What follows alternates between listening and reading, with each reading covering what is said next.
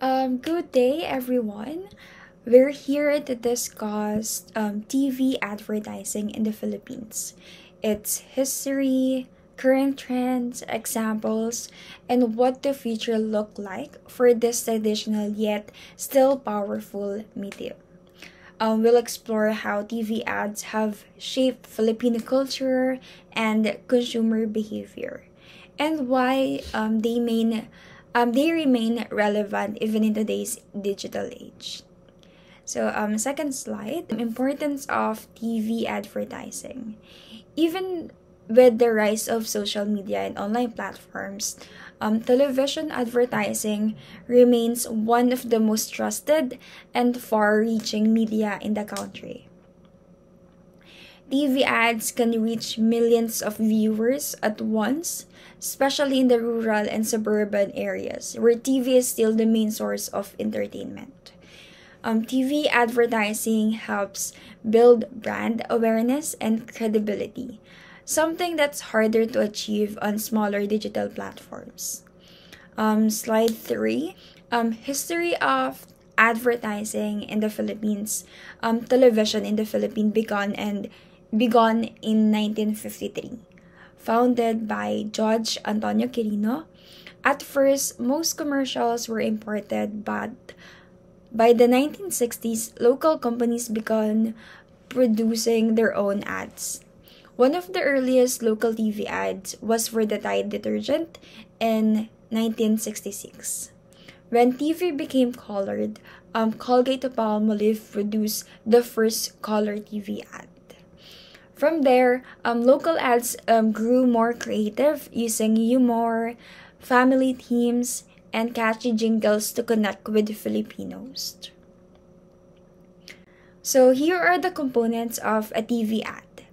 Creating a TV ad involves several steps. Number one is identifying the target audience, who you want to reach. Number two, developing a concept, the story or message behind the ad. Number three is media planning, choosing which channels and time slots to air it. And number four, production, writing, shooting, and editing. Number five is evaluation, measuring how well it will be performed. TV advertising is also expensive. A 30-second spot can cost anywhere from 200,000 to 2 million depending on the time slot and network. That's why big brands usually dominate this space. Slide number 5. Today the industry is changing fast. More people are watching through smart TVs and streaming platforms, leading to what we call connected TV advertising. Filipinos also watch with a second screen, using their phones while watching TV, which advertisers now take advantage through QR codes or hashtags. Modern TV ads are shorter and more creative.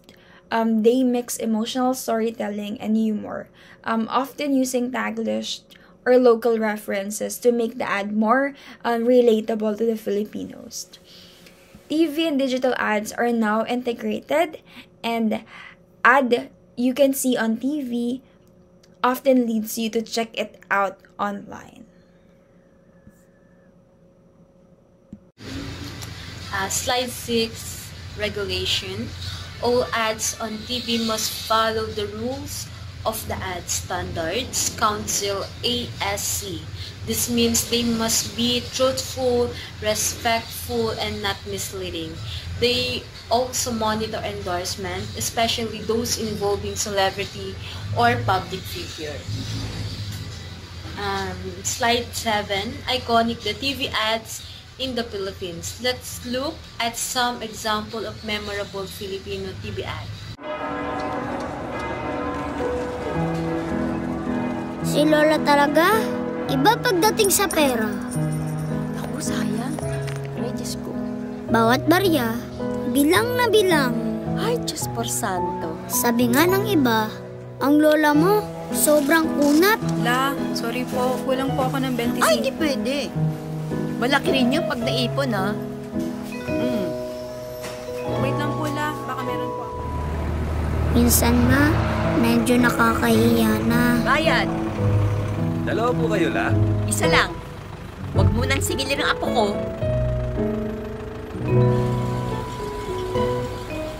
Eh di nakatipid. Kahit may gusto siyang bilhin, Ay, Nay, bagay sa'yo to. hindi pa rin. Ay nako, gastos lang to. Maayos pa naman to suot ko. Pero kahit ganyan siya, Bigyan mo ako ng 1-piece chicken joy na may palabok at extra rice. May senior. May senior citizen card ako. ang sarap pa rin niyang kasama. O kita mo, ang laki ng natipid natin. Oo nga po. Halika na, kain na tayo. Lahat sila nagtatanong, bakit siya ganyan? Pero hindi nila alam na si Lola sobrang tipid. Lola! Ay, hello, birthday boy! Sobra-sobra kung magmahal. Kyle, surprise!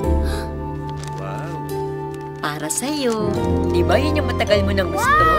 Salamat po, Lola. Ang galing talaga ni Lola, no?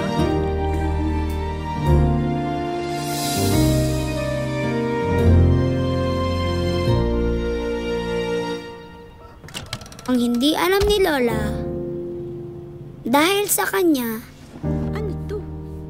natuto akong ibalik ang pagmamahal na binibigay niya.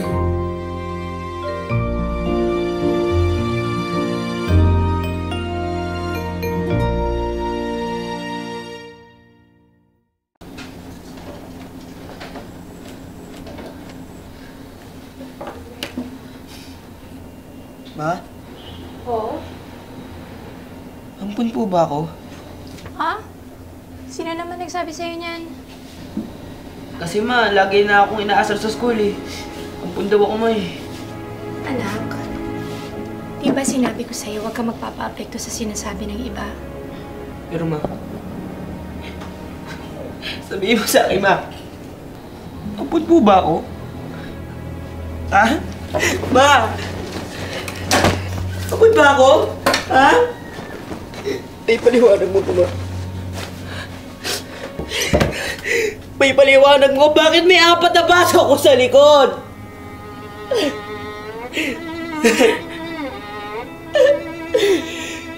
Matagal na namin itinago ito sa'yo, anak. Pero sa palagay ko pa na pinagmalaman mo.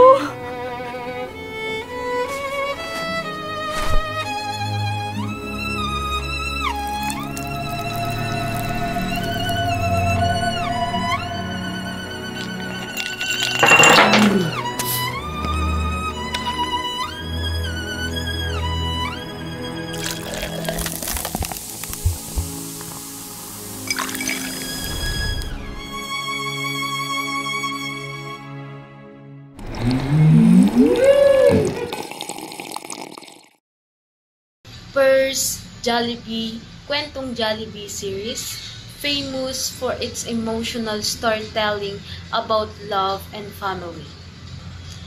Number 2, Arsicola, Basta Ad, 2020, known its strange but viral concept that captured Gen Z attention.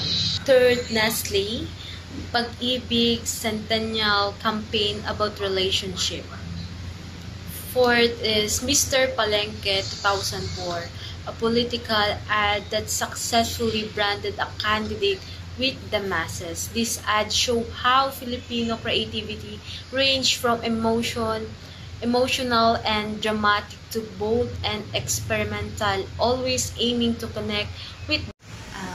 Slide 8 is challenges, but TV advertising faces many challenges today. First is audience attention is divided between TV, phones, and social media. Second is people can skip or avoid ads. Third is production and airtime costs are very high. Another issue is measuring effectiveness. It's not always clear how much TV ad increase sales compared to online campaigns. That's why brands now mix TV with digital marketing to track results better. The future of TV advertising is about integration and innovation. We'll see more interactive or clickable TV ads, shorter, more personalized content, and data-driven ad targeting on smart TV. Despite digital competition, one thing is clear: TV still connects Filipino emotionally.